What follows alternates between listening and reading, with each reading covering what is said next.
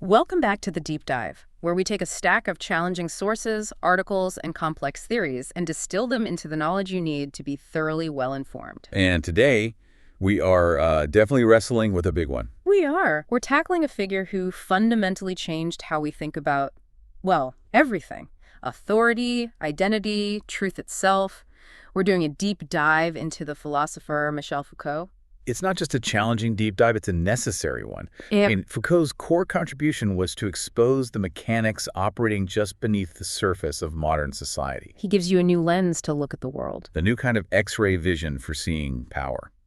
And the sources we've pulled together today, they range from his methodological essays, his books on prisons and sexuality. They all show that his project begins with this radical dismissal of almost all preceding political theory. And that dismissal, that opening move, is one of the most provocative intellectual claims of the 20th century. Foucault famously declared that in political theory, we still need to cut off the king's head. It's such a visceral metaphor. What exactly does he mean by that? Well, for him, it meant that for centuries, political thought, I mean, you can start with Hobbes, Locke, Rousseau, and go right up through the mid-20th century, was obsessed with one thing. The king. The king, or more broadly, the sovereign juridical model. Political philosophy always asks the same fundamental questions. Who holds power? How is that power legitimized by law? What happens when the sovereign or the state represses the rights of the citizen? So if you're focusing on the king, you're focusing on the crown, the centralized authority, the state apparatus, and the law. That's the entire landscape we usually navigate when we think about politics. It's all very top-down. That's right.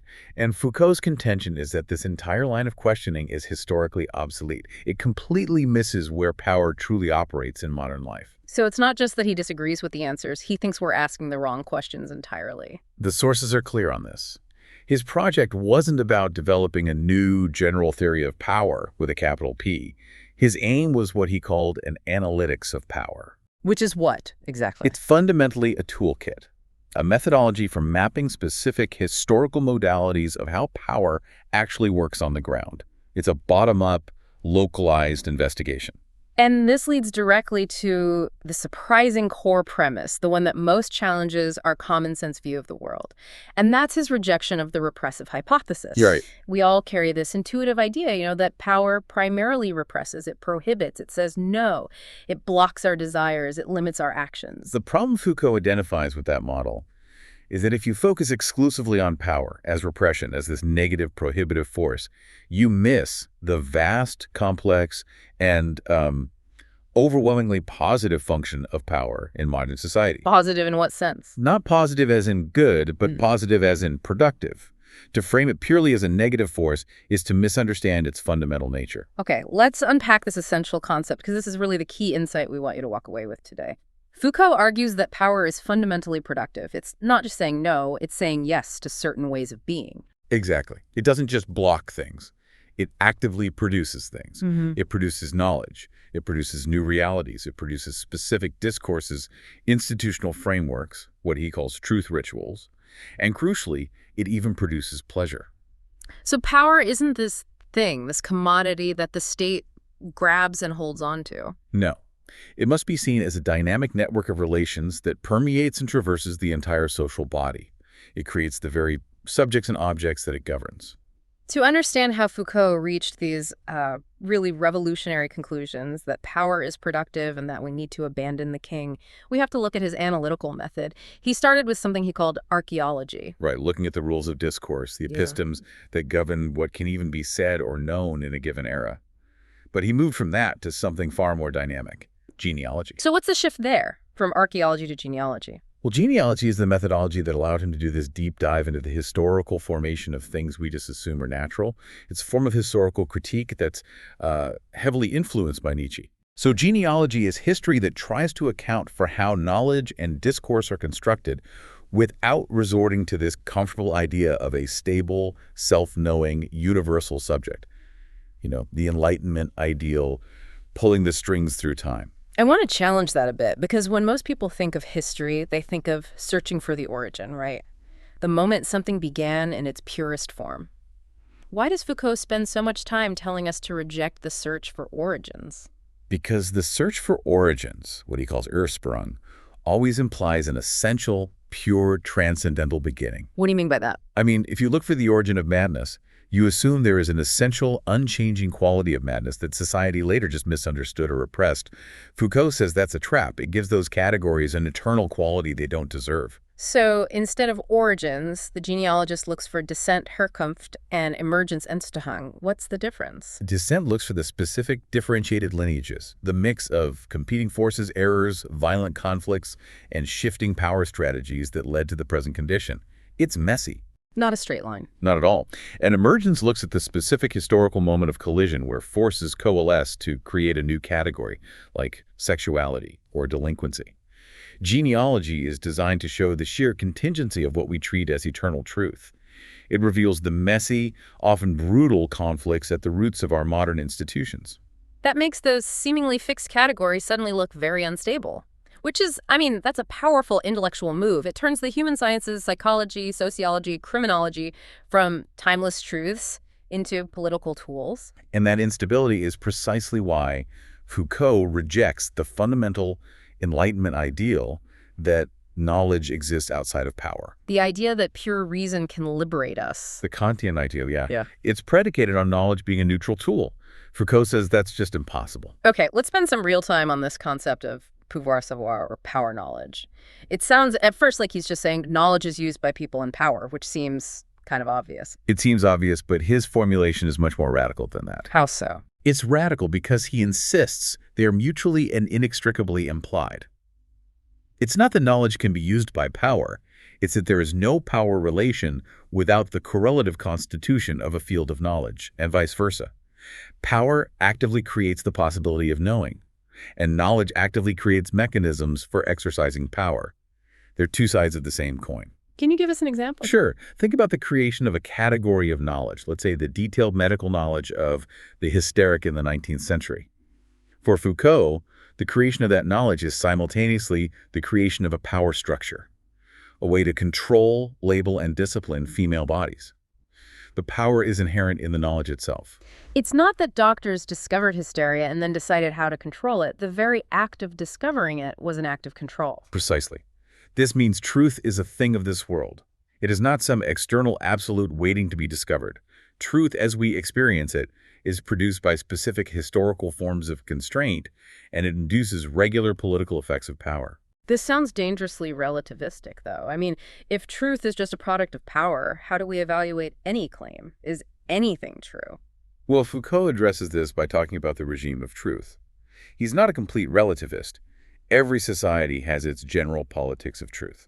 What does that mean, a politics of truth? It's the types of discourse it accepts and makes function as true, the specific mechanisms and institutions it uses to distinguish true from false, like scientific journals, court systems, or academic boards, and the techniques used to acquire truth.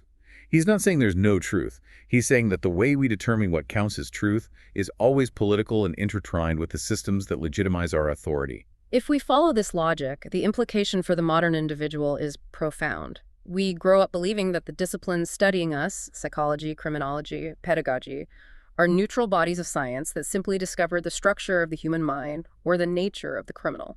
And Foucault argues the exact opposite. He says these human sciences are specific technologies of power that actively constructed the modern subject as an object of study and control. If you classify the madman, define the homosexual, or diagnose the delinquent, you immediately gain a power hold over them. The scientific act of knowing is inseparable from the political act of governing. It's how the human being became the target of endless scrutiny and management. This analysis of power knowledge forces us away from the king and the state and into the architecture of everyday life. Yes, we move from the macrophysics of sovereignty to what Foucault calls the microphysics of power. And this is where he defines power not as something owned, like money or land. Which is how we normally think of it. Who has the power? That's the key distinction.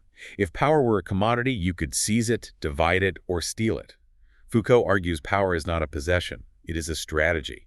It is a net-like organization, a complex web of relations that is constantly in motion and permeates the entire social body, operating continuously. And this leads to that oft-repeated, often misunderstood phrase, power is everywhere. Which doesn't mean the CIA is watching your every move.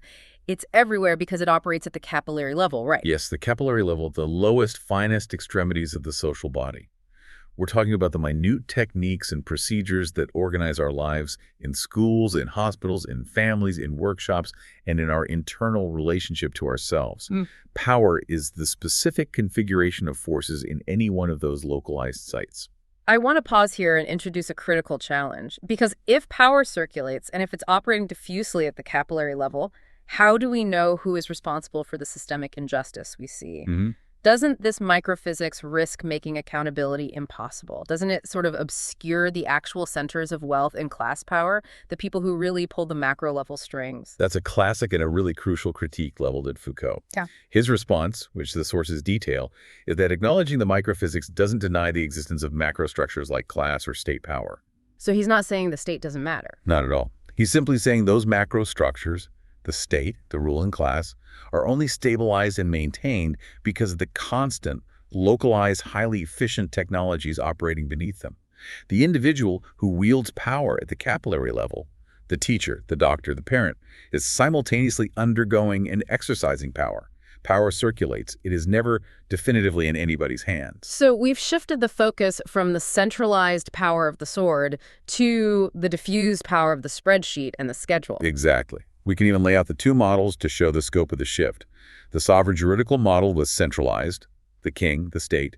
Its nature was negative repressive, prohibition, law, and its goal was obedience. And the new model. The microphysics model is diffuse capillary. It's everywhere, in every institution. Its nature is positive productive, formation, training, and its goal is the optimization of capability and utility.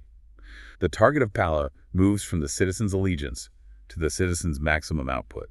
This shift from the negative power of the sword to the productive power of utility is precisely what Foucault traces historically in his landmark book, Discipline and Punish. And he begins, in classic Foucault fashion, with a truly shocking anecdote to illustrate the old sovereign model. He uses the specific example of Robert-François Damiens, the man who attempted to assassinate King Louis XV in 1757. And Foucault details the punishment in gruesome detail. Damiens was publicly drawn and quartered, his body torn apart by 4 horses in a horrible hours-long ritual. And that spectacle, that was the pure expression of sovereign power. Absolutely. It wasn't just punishment. It was a kind of political theology. The crime was an attack on the physical, almost sacred body of the king. So the punishment had to be an equally physical, spectacular counterviolence. Exactly. It was designed to restore the absolute authority of the monarch by inscribing force onto the condemned man's body for everyone to see. But the sources explain that this model was politically and economically inefficient. Highly inefficient. It was irregular, it was costly, and often the public spectacle backfired. You'd have spectators who would riot, or, worse for the king, sympathize with the condemned man enduring such cruelty. It was about raw force, the right to take life. And he contrasts that horrific scene with something incredibly mundane. A bureaucratic 1837 prison schedule, just timetables for rising, working, eating, silent reflection. The contrast signifies a profound historical rupture. It marks the emergence of disciplinary power. The objective changes entirely. It's no longer about destroying the body or restoring the king's authority. The goal is to reform, correct, and train the soul through the meticulous management of the body's time and movement. This is what he calls the anatomopolitics of the body. And the ultimate goal of all this discipline. To render bodies simultaneously docile and useful. Docile and useful. Useful for what? Useful for the emerging industrial economy, capable of labor, organized and standardized, and docile, so they lack the political capacity for organized resistance or rebellion. It's the optimization of human life, but wrapped in a language of morality and reform. So how does this new power work? It doesn't have the spectacle of the executioner's axe. No, disciplinary power operates not through the flash of the spectacle, but through mundane, persistent, and technical instruments. The first one he identifies is hierarchical observation. Yes, discipline coerces by means of relentless visibility. The ideal apparatus is one where a single permanent gaze can see everything constantly. You can think of it as institutionalizing the industrial microscope. And this is where architecture becomes so important. This is a system where architecture itself functions as a machine for power. Whether it's the carefully partitioned desks in a schoolhouse, the ordered beds in a hospital ward, or the segmented workstations in a factory, these spaces ensure that every individual is separated, classified, and constantly accessible to a gaze. The architecture does the work, regardless of who happens to be the supervisor on that particular day. Okay, so that's observation. The second instrument is normalizing judgment. This feels like a huge conceptual leap. It is. Judicial law, the old sovereign model, judges legal or illegal acts.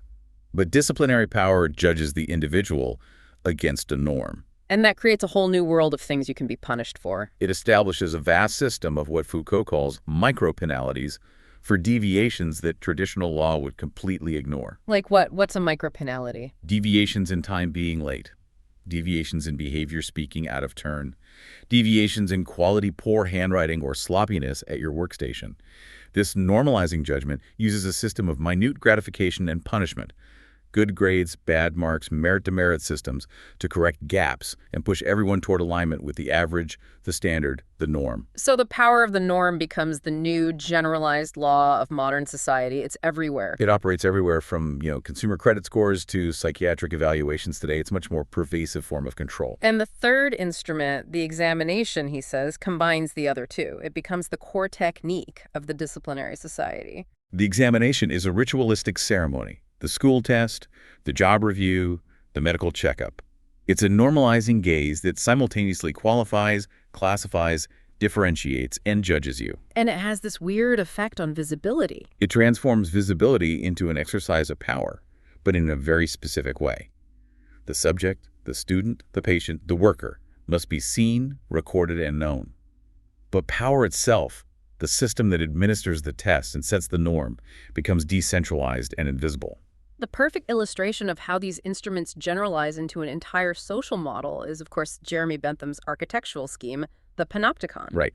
It's the central tower in the middle of a ring-shaped building.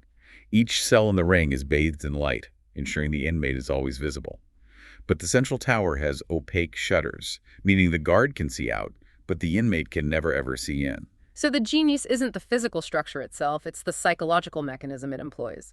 The unverifiability of the gaze. That is the key to the whole system. The inmate never knows if they're being watched, so they must always assume they are. And what does that do to you? Because you assume constant observation, you internalize the surveillance. You become the principal of your own subjection. You begin to police yourself. The panopticon thus automates power. It makes the external exercise of physical force, the beatings, the chains, largely unnecessary. The mind is made to coerce the body. And Foucault's big argument is that this model, panopticism, generalized far beyond the prison walls. It became the blueprint for the entire disciplinary society. Absolutely. When Foucault says, is it surprising that prisons resemble factories, schools, barracks, and hospitals, which all resemble prisons, he's illustrating that these institutions all adopted the same architectural and psychological principles: partitioning, visibility, and normalizing judgment. The penitentiary city generalized into the disciplinary society. This circles us back to the most profound political implication we discussed earlier: the fabrication of the individual. Right. The sources really drive this point home. The individual is not a pre-existing natural entity that is crushed by power. The disciplined, file-documented, classified, diagnosed, and tested individual is a reality fabricated by these specific technologies of discipline. So our modern sense of self, our identity as a unique individual, is actually the effect, the product of the power that seeks to measure and control us. The soul, in Foucault's famous and chilling phrase, is the prison of the body. Okay, so we've established disciplinary power, this micro-level training of the individual body to be docile and useful. But Foucault identified a second, distinct, yet intersecting technology of power that emerged a bit later, in the second half of the 18th century. And this is biopolitics. Yes, if discipline is the anatomopolitics focused on the efficiency of the individual body, The micro-level. then biopolitics is the political regulation of the species body. That is, the population as a biological collective. The scale shifts dramatically from the single inmate in the panopticon to the aggregated mass of life. So what are the new objects of this biopolitical concern? They are biological problems that affect the collective. We're talking about birth rates, morbidity, life expectancy, public hygiene, epidemiology, housing conditions, and crucially, managing the biological fitness of the species, which often gets expressed through the discourse of race. The focus is on processes intrinsic to life itself. And how does this power operate? It's not through direct localized control like panopticon. No. The mechanisms of biopower are regulatory controls. They operate through statistical analysis, probability management, public health campaigns, urban planning, things like sanitation and traffic flow insurance schemes, vaccination programs. The goal is to optimize the vitality, reproductive capacity, and overall utility of the population as a living, productive workforce. It's about making life flourish, but only on the state's terms. This distinction brings us to a crucial paradox regarding life and death, and how it separates the old and new forms of power. Sovereign power was defined by that classic right to take life or let live. Faire mourir laisser vivre. Power was exercised by deduction seizing wealth, demanding labor, executing the subject. Its symbol was the sword, ready to deduct life from the body politic. Biopower is the complete opposite. It's the power to make live and let die. Faire vivre et laisser mourir. Power is induced into lives to optimize vitality. The state administers life and manages risk. This represents a massive administrative investment in collective survival. And this shift fundamentally alters the relationship with death itself. Completely. Death moves from being a public, theatrical, and punitive event like Damien's execution to a private, shameful event that must be hidden away, often in a hospital. It marks the moment where power's capacity to manage and optimize life breaks down. The administration is focused on living statistical bodies. It's fascinating. In a society so obsessed with optimizing life, death becomes almost an administrative failure, not a political act. Exactly. When an epidemic strikes, or mortality rates spike, the biopolitical state sees this not as a theological event, but as an administrative and technical problem to be corrected through planning, policy, and control mechanisms. But this administration of life creates a severe logical problem. If the state's fundamental imperative is to foster life and protect the population, how does it justify the power to kill? Capital punishment, war, extermination. Foucault argues that the justification for killing in a biopolitical state requires the institutional implementation of state racism. This is where the biopolitical logic becomes truly lethal. And here, racism is not just personal prejudice or institutional bias. It's a vital political technology. How does it work within this system of managing life? Racism serves as a political mechanism that introduces a biological break within the continuum of the human species, right inside the population the state governs. It allows the state to distinguish between what must live and what must die in order to protect the collective. So the logic is, if we want to make this population live, we have to let that element die because it poses a biological threat or a burden to the vitality of the group. Yes. Killing is therefore justified not as retribution for an individual crime, that's the old sovereign logic, but as the elimination of a biological threat, the degenerate, the inferior race, the genetically unfit. The enemy is defined internally and externally not as a legal transgressor, but as an agent of biological danger, a contagion. And this explains why modern wars become exponentially bloodier. When war is waged under the banner of biopolitics, the elimination of the other is framed as a biological necessity for the survival of the self or the race. It transitions from battling sovereigns to battling contagious agents. And this leads to his analysis of the Nazi regime. The source material is very clear on this. Foucault presents the Nazi regime as the absolute paroxysm of this biopolitical logic. It wasn't just a political dictatorship, it was an attempt to manage and purify the biological body of the Volk. It fused the disciplinary power of the camp-regulating individual bodies with the biopolitical imperative of mass extermination justified by biological necessity. That combination is what made it uniquely devastating. So we've mapped out the micro level, the discipline of the body, and the macro level, the biopolitics of the population.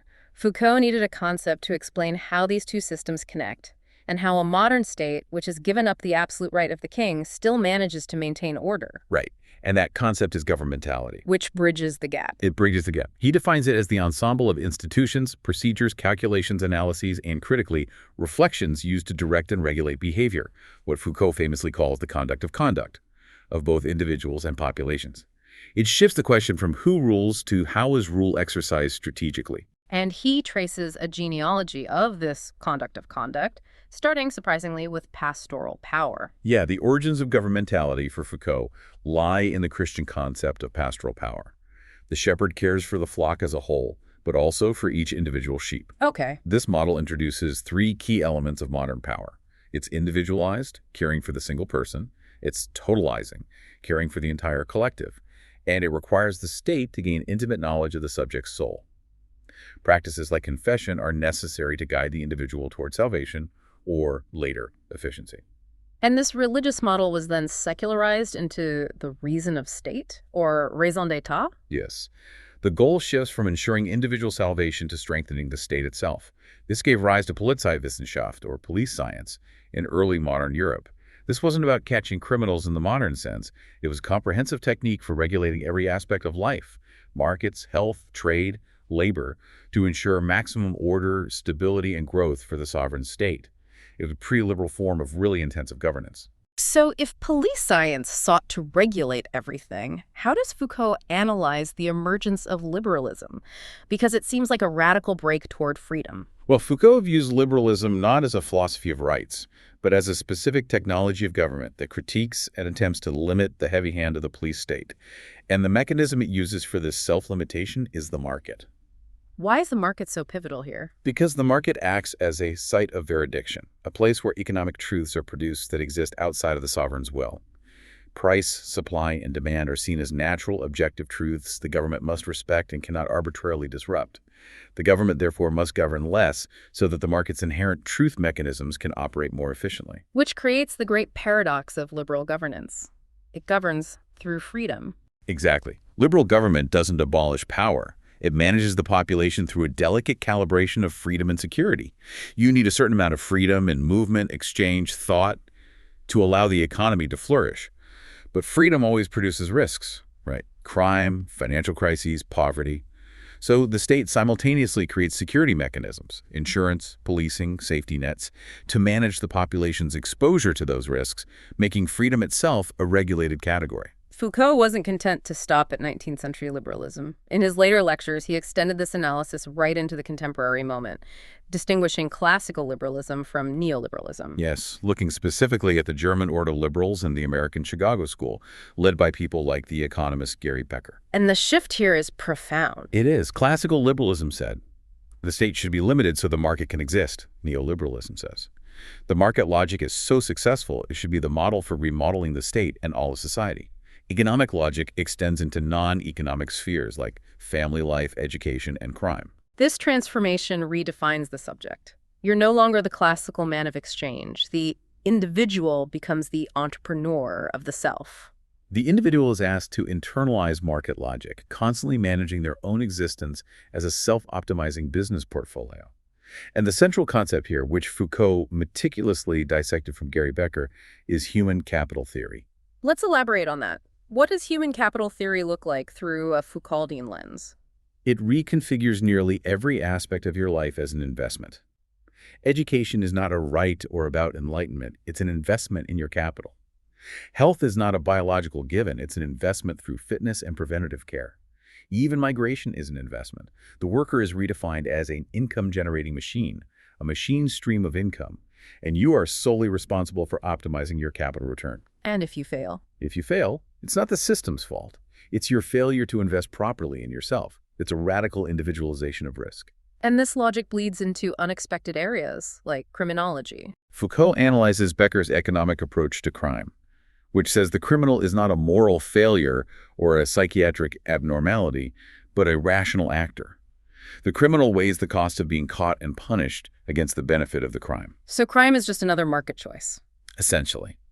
And penal policy, therefore, isn't about reform or retribution. It aims to manage the supply of crime by manipulating the environment, increasing the cost through harsher penalties or better surveillance to reduce the supply. This represents the final evolution of power's mechanisms. It's no longer about externally disciplining the body with visible walls like the panopticon. Instead, power governs by configuring the environment so that rational, self-interested individuals will voluntarily and predictably choose the behaviors that align with state objectives. This is an environmental governance power operates by managing the choices available to an autonomous, self-optimizing subject. You are managed through your freedom. This leads us to a big contemporary controversy, the Zamora debate, regarding Foucault's own analysis of this topic. Right.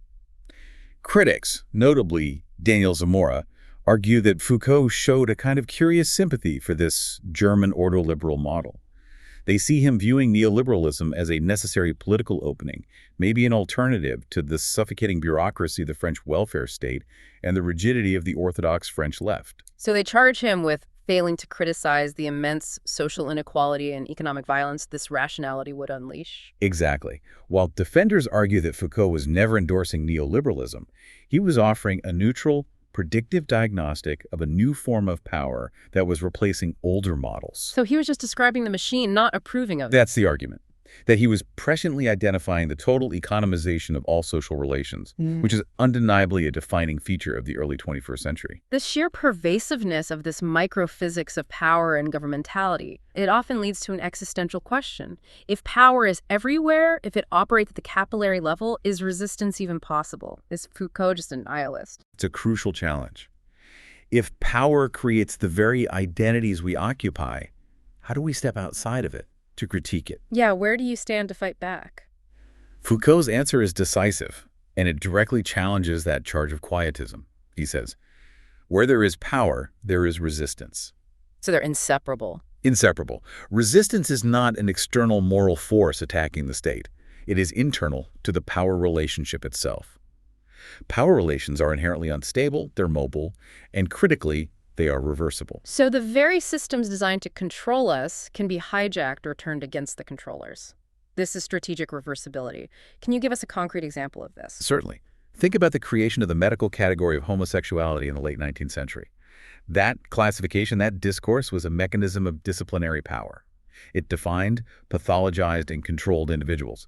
However, that very discourse was later seized upon to form a reverse discourse. Individuals began to speak on their own behalf, demanding rights and legitimacy based on the very category that was created to suppress them. They used the vocabulary of control as the vocabulary of identity and collective political rights. The productive nature of power is what makes resistance possible.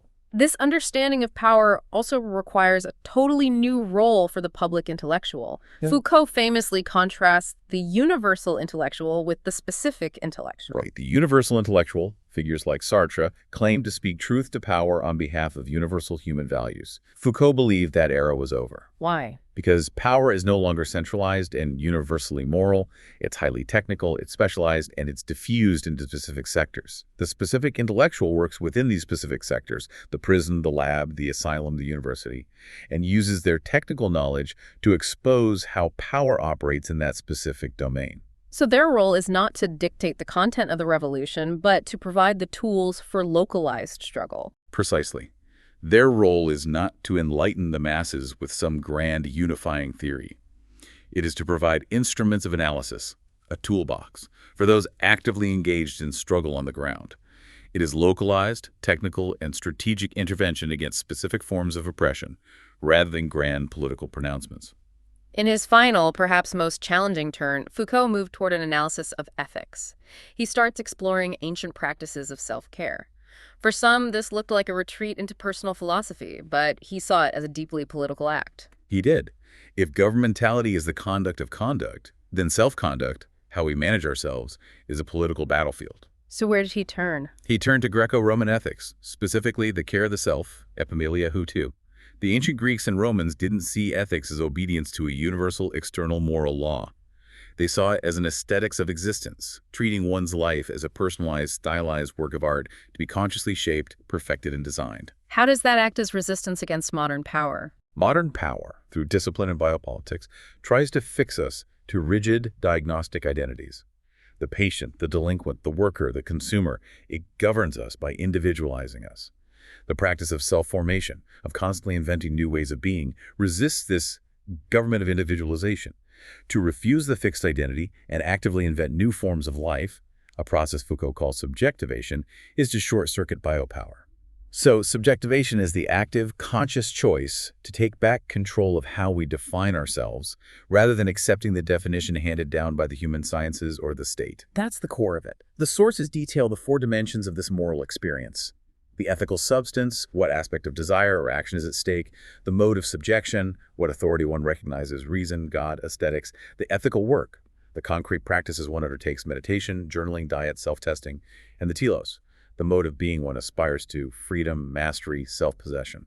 It is an ethical practice designed to achieve a political result, resisting total administration. Foucault is not just a historical figure. His concepts are the building blocks for so much contemporary thought. His influence is everywhere, particularly in critical theory, gender studies, and post-colonial analysis. Absolutely. And his intellectual children didn't just adopt his ideas. They engaged in critical dialogue with them. often challenging, where Foucault stopped his analysis. We see this immediately with the philosopher Giorgio Agamben.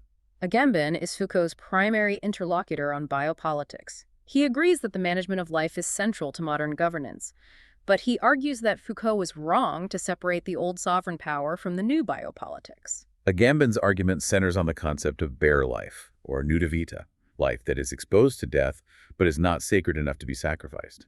He traces this back to the Roman figure of the homo sacer, a person who could be killed by anyone without consequence, yet could not be used in a religious ritual. Bare life is excluded from the law while simultaneously being defined by it. And Agamben argues that sovereignty and biopolitics are not separate, but are topologically intertwined through the state of exception. Yes, the sovereign is the one who decides when the law is suspended, the state of exception. In this state, normal legal protections vanish, and the population is exposed as bare life, managed directly by political force. Agamben argues that Foucault missed the persistence of this ancient sovereign power because it operates precisely in this legal void. Which makes the paradigm of modern politics not the panopticon. No, not the panopticon, which still implies rules and observation, but the camp. The camp. Precisely. For Agamben, the camp, whether Auschwitz, Guantanamo Bay, or even temporary sites used to detain migrants, is the space where the state of exception becomes the rule, and where biopolitics and sovereign violence fuse. In the camp, life is reduced to its biological minimum, subject to total administrative control and exposed to death without legal consequence. Agamben essentially argues that Foucault's biopolitics radicalizes into a complete thanatopolitics, a politics centered on the administration of death. Moving into gender and identity, Judith Butler's work is just unthinkable without Foucault's analysis of how power produces the subject. She takes Foucault's assertion that the soul is the prison of the body and applies it directly to gender. Foucault already denaturalized sex, arguing it was a category produced by 19th century power knowledge. Butler extends this by saying gender is performative. Meaning it's not an internal truth that naturally expresses itself. Right, it is a stylized repetition of acts, gestures, movements, dress, behaviors that are inscribed onto the body over time, creating the illusion of a stable, natural, gendered self. The power, then, lies in the fact that we are all coerced into performing these norms correctly, and this repetition creates the very category that governs us. Yes, the repetition of gender norms, enforced by social discipline and normalizing judgment, materializes the gendered body. This forces a massive critique within feminist politics. You have to interrogate how the very category of woman, the supposed subject of feminism, is constructed by the same juridical and discursive structures that claim to represent her. So where does Butler locate resistance in this system? Foucault found resistance in the care of the self, but Butler finds it in the subversive repetition of the norms, actions like drag, or any intentional failure to repeat the norms correctly. When repetition is stylized, exaggerated, or slightly off, it exposes the artificiality of the norm, revealing that what looked like natural identity is simply a contingent performance. This is a direct application of Foucault's strategic reversibility. Another critical field shaped entirely by Foucault is post-colonial studies, particularly with Edward Said's monumental book, Orientalism. Said uses the twin concepts of discourse and power knowledge as his methodological foundation. Said analyzed Orientalism not as a collection of false statements or negative stereotypes, though it included those, but as a highly structured discursive formation. This was a system of knowledge, backed by powerful Western institutions like academies, libraries, and colonial governments, that actively constructed the Orient as an object of study, classification, and administration. So the knowledge produced by Western scholars, the Orientalists, was therefore not neutral. Never. The knowledge was directly linked to the power of colonial administration. To know the Oriental, to classify his language, history, customs, and deficiencies, was to gain systematic power over him, to justify control, and to rule him through a claim to scientific superiority. It's the classic Foucauldian dynamic. There's no knowledge without power, and no power without knowledge. But there's an interesting tension in Said's work, isn't there? There is. Said adopted Foucault's apparatus for discourse analysis, but remained fundamentally rooted in a humanistic perspective. He often criticized Foucault for what he perceived as a political quietism, arguing that Foucault's theory made it difficult to speak about real-world agency and resistance against oppressive governments. Nonetheless, his influence flows directly into figures like Homi Bhabha. who use Foucault's ideas to develop concepts like hybridity and mimicry, showing how power is unstable when colonial subjects mimic the master, but never perfectly creating zones of resistance. And Gayatri Spivak. And of course, Gayatri Spivak, who uses the idea of epistemic violence, the violence enacted by structures of knowledge, to analyze how the subaltern, those marginalized subjects, are often structurally silenced and prevented from being able to speak within dominant Western structures of knowledge. The Foucauldian toolbox proved invaluable for mapping the non-military mechanisms of colonialism. The fourth field, where Foucault's shadow looms large, is queer theory. His assertion that the homosexual was now a species born around 1870, not some eternal type of pervert, provided the foundational axiom for de-essentializing sexual identity. It opened the door to the epistemology of the closet, as Eve Kosofsky-Sedgwick later termed it. She showed that the forced heterohomosexuality binary became one of the central structuring definitions of modern knowledge, extending Foucault's analysis of the truth of sex into the broader cultural regulation of all knowledge. For the 21st century, the sources introduce a powerful update by Paul B. Preciado, who argues we've moved beyond the panopticon into the pharmacopornographic era. Yet the physical architecture of power is changing. What does Preciado mean by that? Preciado suggests that power is no longer primarily external, the panopticon's walls and schedules. Instead, it operates through internal, molecular, and chemical technologies, hormones, psychoactive drugs, aesthetic surgeries, reproductive technologies, all disseminated and legitimized through a global flow of pornographic representations that model ideal performance and consumption. This moves the focus of biopolitical control from the aggregate population or the disciplined body to the somathek. The somathek, the body as a living archive or library, subject to molecular control. Power is internalized. Instead of being coerced by a guard, we are managed by pharmaceuticals, by marketing, and by the constant digital imperative to perform and optimize our sexual and chemical profiles. It's the ultimate fusion of biopolitics and neoliberal self-optimization, where power operates at the molecular level of our being. If we synthesize this vast landscape of thought, Foucault's most enduring legacy is that his philosophy is fundamentally a history of the present. He didn't write for historians of the past. He wrote to show us that the institutions, categories, and identities we take for granted today, madness, the prison, the sexual self, are not natural but highly contingent historical constructs that are still active political battlegrounds. And we are undeniably living in a Foucauldian world. The mechanisms he identified, biopolitics, pervasive surveillance, algorithmic governmentality, and the economization of self have intensified dramatically in an era dominated by data, global health crises, and the constant demand for individual optimization. So to recap the tools he gifted us, he showed us that disciplinary power trains the individual body for docility and utility. Biopolitics manages the species body for optimization, and governmentality directs the conduct of conduct, often by managing our regulated freedoms through market logic. And that leads to a final provocative thought that circles back to the tension at the heart of Foucault's later work. If the ultimate goal of modern power, particularly under neoliberal governmentality, is to configure our environment, our choices, our incentives, our social media feeds, so that we voluntarily choose to correct self-optimizing behaviors, Then how do we truly distinguish between our own authentic desires and the conduct that has been configured for us by the state? Exactly. The political act today may not be revolutionizing the state, but rather the creative refusal, for the care of the self, to be the profitable, self-policing, highly classified person that society expects us to be.